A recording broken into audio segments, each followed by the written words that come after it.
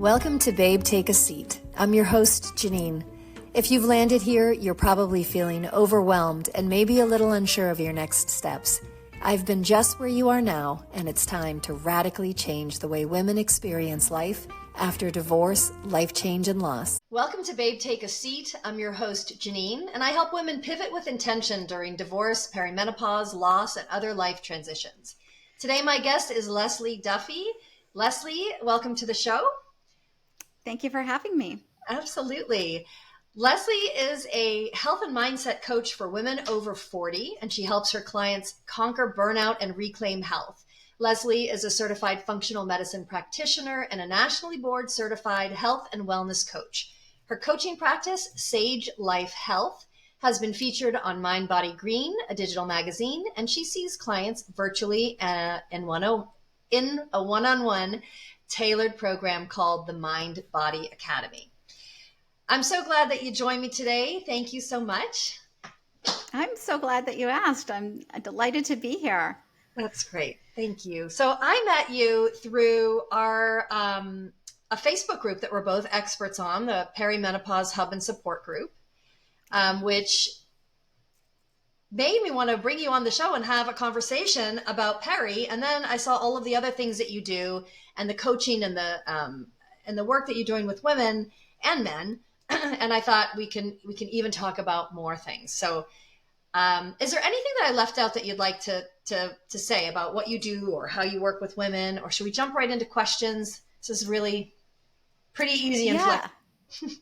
Yeah. I mean, I think as far as like health is concerned, I really, one of the things that I really talk about with my clients is stress, but it's a two-parter. It's the mental, emotional stress, and there's the physical stress. So that's where the functional medicine comes in, and the mind and body, where that's how I called my program the Mind Body Academy, because of the correlation between your mind, your gut. Your mind can control the way you're experiencing even symptoms. So I think that's the only thing I'd like to add. Just it. Yeah, that's great. That's great. So when you're working with women over 40, or sort of in that midlife range, if we call it, who are seeking to redefine their purpose or find new passions in life, what are some of the approaches or strategies you use when you work with these women? I have certain frameworks that I use. I have, I have certain pillars that I work with clients, and the first one would be purpose and fulfillment, and the other one would be like stress and productivity, overall health and relationships. And the first thing that we do is we start with our purpose, because that's going to really be the motivator for the rest of our work together. So yeah. I do something called a future self map. And what I work on is just trying to get somebody to use their imagination and creativity to visualize their next 5-10 years, and what do they want to be doing, and having plans and goals for those years, so that they can start to create mini goals and work towards that. I think it's also in that midlife range, it's a really beautiful time, because we've got kids that are getting older and moving out of the house, and we have a little bit more independence, and we might be finishing up a career and maybe moving into phase 2 of our lives. So like, yeah. I love creating your new self 2.0, like Jeanine 2.0, like where is she, what is she doing, and how do we get there? So that's really one of my favorite things about my program. That's fantastic. How do you navigate when you get to the client that says, like, I really don't even know what I want? That happens a lot of the times with the women that I work with. They say, like, I know I want something different. I don't even know where to start. Yeah, I think a lot of people don't know. I think a lot of them are just like, I have no idea, because nobody's ever asked them. Yes. And they've never asked themselves. And so we might not, go directly there. They might not know, but we could also ask, like, what do you don't want? What maybe isn't working in your life? I like to do an evaluation, like, what's working well in your life? What do you really love? What do you want to just have more of? More, and A resounding yes. Right? Um, and what do you think that maybe you'd like to get rid of? Yeah, I think that's interesting too, because I think a lot of times people don't take that approach. They don't think about, well, I could carve this out. I could make room for more if I let go of something that is like not working or not, you know, in alignment with the direction that I want to go. I think that's super important. Yeah. Another thing that comes up for a lot of the women that I work with, and I've been on this end as well, is that inner critic. And one of my goals we talked about earlier is to teach women to trust their intuition, which is so connected with the self compassion and love that we have for ourselves, and trust. Because if we don't have that inner trust with ourselves, we are not going to trust that inner voice, and we're not going to make decisions that are grounded within us, and instead start looking outside of ourselves for guidance and information. So how do you help women quiet that inner critic and build that self-compassion and really start to dig into those self-purpose and love during life transitions? Yeah, that's a good question, because it does take a little bit of time to kind of cultivate that awareness. And I would say that 50% of, well, more than 50% of the solution is just becoming more of a witness mind, an observer, becoming an observer of what's happening. And you don't realize that you're having these thoughts until you kind of can check in with your body. A lot of my clients don't know what they're thinking. They don't know that the inner critic is running the show, but you can tell by if you tap into your body. And if your body is clenched up, we want to just check in. What's happening? What's the situation that is causing the tension? I teach them to learn the body first, and then go up to the thoughts that might be causing the tension. Mm-hmm. It is a practice, just like a yoga practice. We don't come out of our first yoga class bendy and flexible. We keep Right. working at it, and so it really is. The more you practice, the better you get at it. And even then, and what I like to say is, there's three phases of that. There's like Mm-hmm. I learned this from another coach of mine, a friend. There's the crawl, walk, and run. And so, like, when Mm-hmm. you're crawling, like, you're just kind of becoming aware of your thoughts.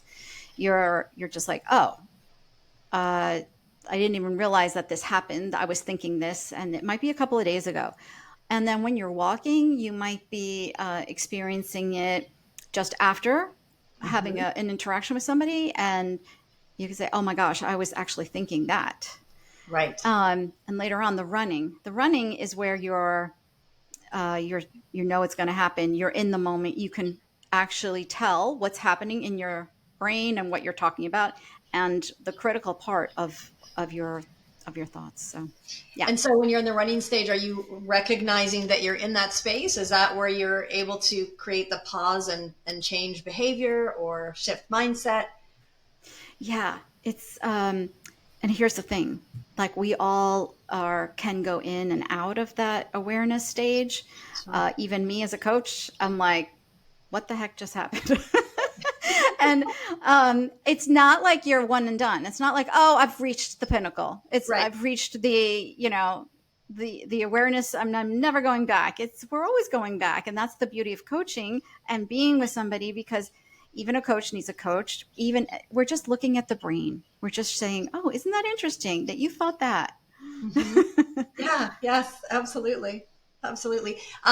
You mentioned that you teach the body first, which is in parallel with how I view, because all of our emotions, I believe they start in our everything starts in the energetic system in my world. And then if we are not aware of it enough, it becomes a physical.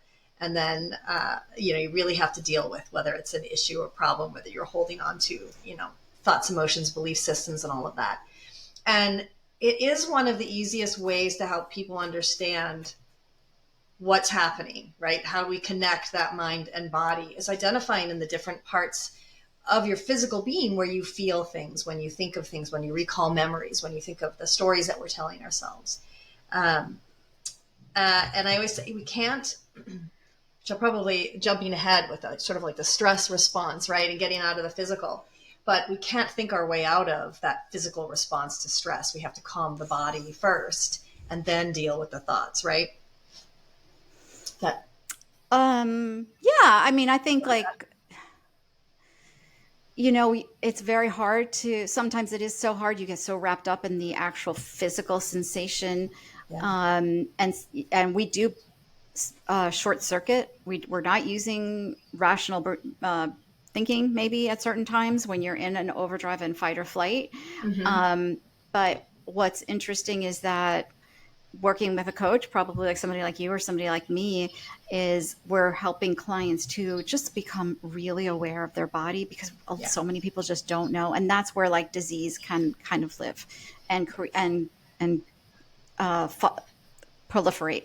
So I think there's several different ways. You're a hypnotist, so I'm sure like there's some way that you can get your mind to kind of ease your way out of it, and to, hijack that reactive brain is the purpose of fight or flight. You're not supposed to be thinking. You're Right. supposed to Right. be get the hell out of there. Right.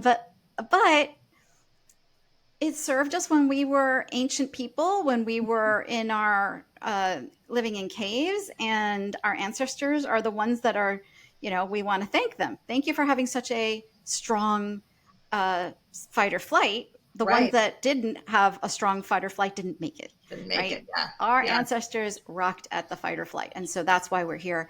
But with that said, there's many ways. Now we're in a stage where like, okay, I know it's happening. Let me get into a bathtub. Let me move straight into calming down the body so Right. that then my brain can start thinking. Right. Right. To shift that. Yeah, definitely. Um, we were talked a little bit before about the stress response, which you sort of just kind of jumped ahead in, but I think that there is, at least for me, as a 50 plus year old woman, the response that I have to physical and emotional and mental stress is completely different than it was, say, in my 20s. Like, I feel that there's a big shift in the way that I can adapt or not to the stressors in my life. Have you noticed anything similar with yourself or with clients, that there is just a different way of processing in this midlife age?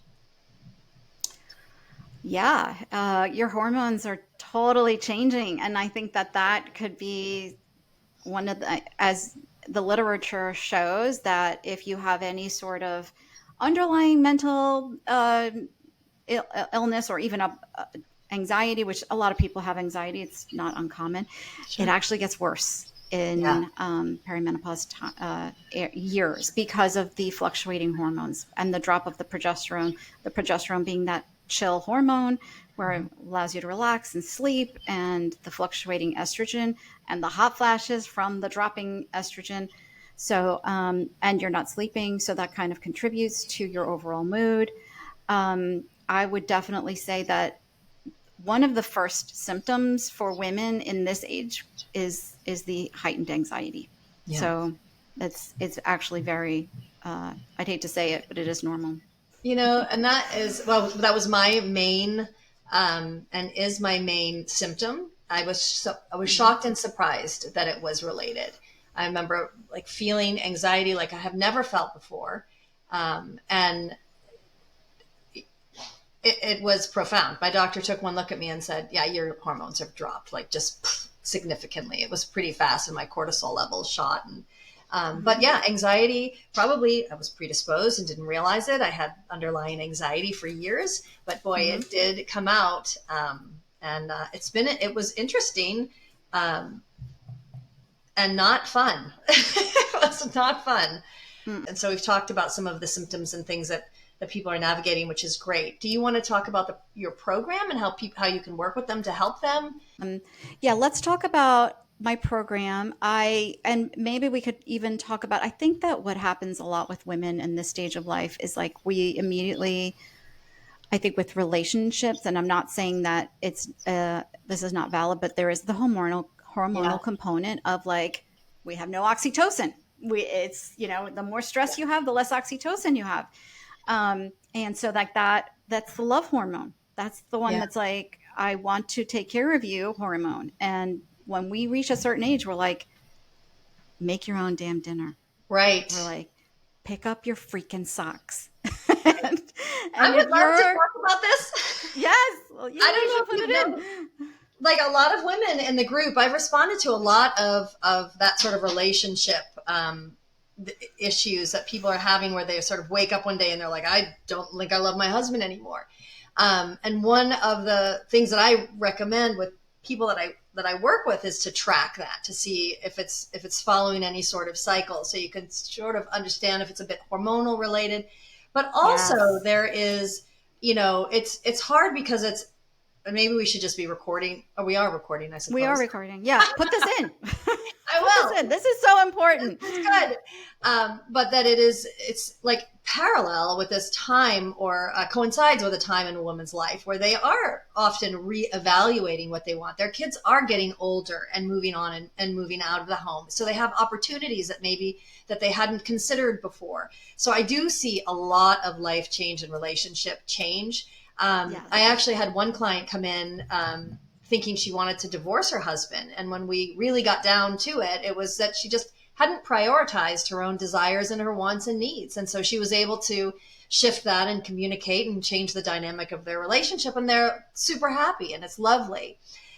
Exactly. So yeah, you don't Yes. want to be quick to jump and say, I'm done with this marriage, or whatever it is. But yeah, let's talk about Yeah. that. Yeah. And I think that, you know, there are people, and as you know, like from our group, in our perimenopause group, we hear every day, I've been Yes. putting up with a lot for years and now I'm done. And I think that is probably another reflection of hormone change. But we are hormonal creatures. Our entire body is meant for survival, procreation, and creating a legacy and species. We're promoting the species. So like when we're younger, we want to get married right away. We want to have babies. We are very fertile. We're on it. We're selecting the best husband, the one that will be a good provider, the one that is, and even our brain is geared toward selecting the best one. Yeah. We want the height is another thing. It's another survival thing. This is a person who's going to be very strong and go out and kill the I don't know, the bison and bring it back. And so the strength this is all a survival, hormonal, well written, primal, uh, I want to call it like operating instructions. Sure. Like this is the The way we work. The formula for formula. This survival. is DNA. That's in our DNA to do this. So no wonder. And now, like, we are raising kids. Now our hormones start to fluctuate. We get to the point where we may have put up with a lot of stuff in the Yeah. past, and now we're like, we're so done. We're so Yeah. done. And if you're in a healthy marriage, that happens too. Definitely, when I experienced it, I was like, I don't know, I'm never going to make you dinner again. Stop asking me to have dinner ready at 6. It's not happening. You kind of get, you kind of get over yourself. You're just like, I'm done. Because also, the other thing is that we're now more interested in pleasing ourselves. We Yes. don't have to tend to other children. Yeah. The oxytocin is the nurture and tending hormone. And the more stress you have, the less oxytocin you have. And Yeah. we don't want to. We don't want to take care of kids anymore. We're done. We Right. want Right. to have our whole lives ahead of us. And unfortunately, because of our society, we are experiencing a lot more kind of burnout symptoms. I help a lot of women who work full time, and are in the workforce. Yeah. And now we have like all these changing hormones, and we're not as productive, and dopamine levels are dropping because our estrogen is dropping, and this is all related. But what I like to do is like have the mind, like the mindset of it's really important, like what you did with your client. Like you're not prioritizing yourself, you're looking for somebody else to prioritize you. That's Right. your job. Like, what do Right. you have control over? Right. That's one part of it. And then the other is like, yeah, your body is in overdrive. it's no wonder we're all experiencing this. What's your cortisol level? Mm-hmm. My functional medicine mentor says we live in a world of crap food, toxins, and stress. And that's going to change your hypothalamus pituitary stress hormone picture. It affects your Mm-hmm. thyroid, it affects everything. So, of course, like a little bit of hormone imbalance probably coming from all the stress that we're experiencing in our everyday lives. Yeah. Yeah. Yeah, for sure. I've personally experienced that as well, the shifts and that reprioritization, which I think is a good thing and is a blessing, really, of middle age or of this time in our lives. Well, this has been fantastic, and I know we just have a few minutes left, but I wanted to ask you a little bit about that program that you've got and how you work with clients and how they can work with you. Thank you. Yeah. So I see clients virtually, 100% on Zoom. Even if you live in my town, I will see you on Zoom It's great. because it's just so much more convenient. You can sit on your sofa and you and I can talk. But my clients come to me from for all different reasons. Most of my clients are coming for the what do you call it, the burnout and being more in a state of not knowing and what to do, and like they want to have goals and they Mhm. want to have a really amazing life, and now they have the time for it, or they know they need to make the time, and that's a priority for them. The other thing is about being in this older age group is we are now really aware, like we don't want to be in fight or flight anymore. We're exhausted from it. So this is the beauty of our age. I love it. But I have certain pillars that I work with clients. We talk about stress. A lot of people come to me for productivity. I have clients that are caregivers and they're experiencing some caregiver burnout. I have clients that are wanting to be more productive at work or create a future self. So we do a future self roadmap. How do I get there? Sometimes clients want to lose weight, and I can certainly help them with that because of all the hormonal changes. But Mhm. in this future self roadmap, we create that 50,000 foot formula. It's like future planning, intentionally living, and planning your 2.0. I do help people with overall wellness. I have a program called the Metabolic Reset. Yeah, that's great. So Leslie, I will have all of your links in the notes and the description of the show. Oh, So great. I Thanks. won't make you try to recite them. I don't think I could do my own. Uh, but I have really appreciated your time, and I want to respect your time too. But thank you so much for joining me today. I'll definitely see you at the My pleasure. Perimenopausal Hub, and hopefully you'll Yeah. come back and we can dive into like the many other things that you do and work with your clients. And this was great. Thank you so much. Thank you, Jeanine. It was such a pleasure. Hey, thanks for joining. I hope you enjoyed it, and you'll join us again next time. You can reach my guests through the links in the comments below, and you can always find me at JanineTripodi.com, on Instagram as Jeanine Tripodi, and on Facebook and YouTube as Jeanine Tripodi Coaching. If you prefer to watch this video, jump on that YouTube channel, Jeanine Tripodi Coaching. Have a great day.